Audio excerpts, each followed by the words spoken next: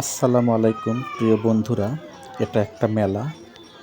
যে মেলাটা দেখছেন এটা সিরাজগঞ্জ জেলার তাড়াশ থানার নওগাঁ ইউনিয়নে অবস্থিত।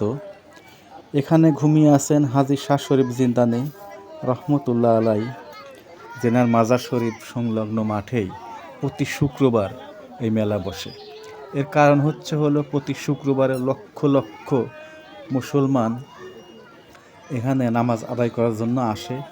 ইনি হলো খাজা বাবার দাদা হুজুর, অর্থাৎ খাজা মঈনুদ্দিন চিশতি রহমতুল্লাহর দাদা হুজুর এবং খাজা ওসমান হারুনির পীর সাহেব কেবলা হাজী শাহ শরীফ জিন্দানি রহমতুল্লাহ আলাই।